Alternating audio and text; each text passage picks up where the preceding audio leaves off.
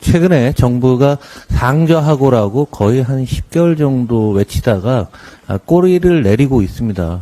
하반기가 돼도 안 좋아질 거라고 생각하는 것 같습니다. 이 과정에서 또 2주 전에 저희 의원단은 중국도 방문하고 그랬었는데요.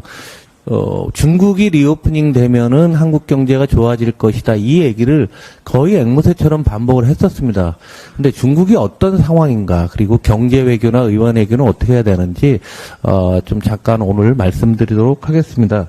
이거는 중국이 어느 나라에서 수입을 하느냐입니다. 잘 보시면 중국도 요즘은 싹 저가의 아세안 수입이 좀 많은데요.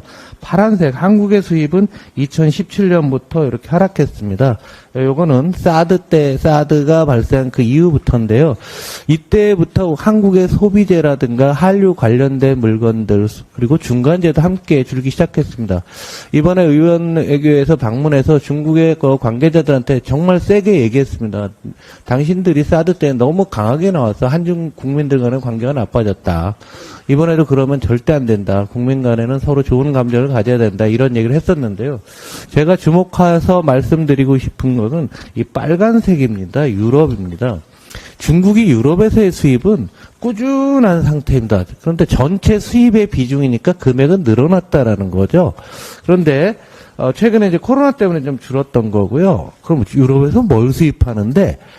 그거는 사치성 소비재, 명품 이런 상황입니다. 지금 중국의 지난해 말 1인당 GDP가 12,700달러나 됐습니다. 올해를 지나게 되면 14,000불이 됩니다.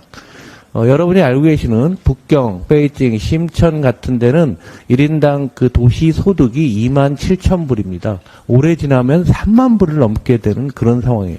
그분들의 소비 수준은 이제 한국 이상으로 높아지고 있습니다. 그래서 중국이 리오프닝 되면은 핸드폰이나 뭐 이런 자동차나 이런 게 팔리는 게 아니라 소득이 올라갔기 때문에 소비재에 대한 수요가 많이 늘어야 된다는 얘기죠. 그런데 우리가 어떻게 하고 있나 다음 짤 한번 보시면 아주 재밌는 그림이 있습니다. 화장품 잘 아실 겁니다. 우리나라 화장품이 중국에서 굉장히 많이 수출되고 있는데요. 위에 보시면 우리나라의 화장품 수출에서 파란색이 중국인데요. 중국 비중이 계속 줄고 있습니다. 53까지 갔다 지금 35까지 줄었습니다. 우리는 한국이 어느 나라에 화장품을 수출하는데요. 중국 비중이 35까지 줄고요. 맨 이 기타, 또 개도국, 아주 어렵고, 상대적으로 소득이 낮은 나라로 가고 있습니다.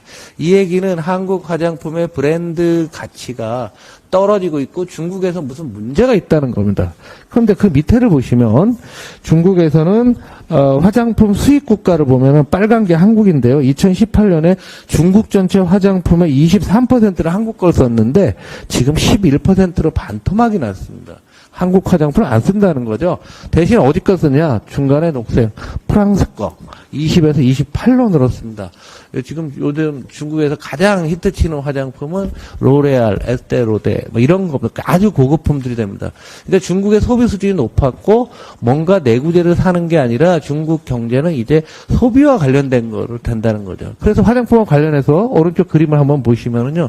요거 아주 재미있습니다. 경제부 기자들 한번 쓰시면 좋습니다. 이게 일본의 시쉐이도라는 화장품 회사고요. 그리고 중국 매출 비중이 가장 높은 게 LG 생활건강입니다. 그러니까 중간에 올해 4월 1일 날, 4월 19일입니다. 그날 윤 대통령이 뭐라고 했냐면 무력으로 대만 해협 현상 변경하는 것을 절대 반대한다. 그 얘기가 나온 다음에 LG 생활건강은 주가가 뚝 떨어지고 반대로 시쉐이도는 쭉 올랐습니다. 지금 대통령이 이런 말에서요. 가뜩이나 중국에서 한국 상품의 그 인지도가 떨어지고 있는데, 이러면서 LG 생활건강 시가총액이 무려 2조 8천억이나 줄었습니다. 한번 생각을 해보시면은 지금 우리가 뭘 해야 되느냐. 의원이 됐건 정치인이 됐건 서비스 중심은 국민 간의 마음을 잡는 게 중요합니다. 한류 때 느끼지 않았나요? 중국과 우리가 가장 좋아하다가 멀어지게 되면서 이런 화장품의 감소가 주는 겁니다. 또 다른 걸 보시면 관광도 마찬가지입니다. 우리나라 관광이 코로나 이전에 2019년에 1월부터 4월까지 182만 명이 왔는데요. 지금 코로나 이후에 올해 1월부터 4월은 25만 명밖에 안 왔습니다. 근데 다른 나라들 보시면 일본이나 대만, 미국 기타 국가들은 상당히 많이 좀 회복이 되고 있는 거죠. 근데 중국 관광이 제일 많을 때가 얼마냐면 좌하단에요. 807만 명까지 왔습니다. 사드 이전에. 그럼 한 사람이 100만 명씩 왔으면은요, 8조예요. 이 8조가 중소 영세 자영업자들한테 가고 우리의 상가로 갔을 때 엄청난 경제적인 효과가 있다라는 겁니다. 앞으로가 더 중요합니다. 지금 한국이 배터리 최고의 강국인데 이 배터리 원료는 다 중국이 장악하고 있다라고 아실 겁니다. 매일같이 배터리의 설비 투자가 보도되고 있고 한국 배터리 회사가 지금 수주 잔고가 1200조 원이나 되고 있습니다. 그런데 그걸 만들려면 배터리 원료가 있어야 하는데 원료는 다 중국에 있습니다. 2주 전에 우리 민생경제대책위원회에서 중국을 방문한 거는 이런 회사들이 제발 좀 중국 좀 가서 니들이 좀 얘기 좀 잘해봐라 이런 요청도 있었습니다. 지금 배터리 원료의 가장 중요한 게 양극재들인데요. 양극재 캐파가 이렇게 늘어나는데 양극재를 만드는 가장 기초 원료가 전구체입니다. 그런데 중국이 91.8%예요. 어떻게 하겠다는 겁니까? 지금 우리 경제를 저는 좀 가만히 계셨으면 좋겠어요. 아무 말 안 하는 게 우리 경제에 가장 큰 도움이 될 것 같습니다.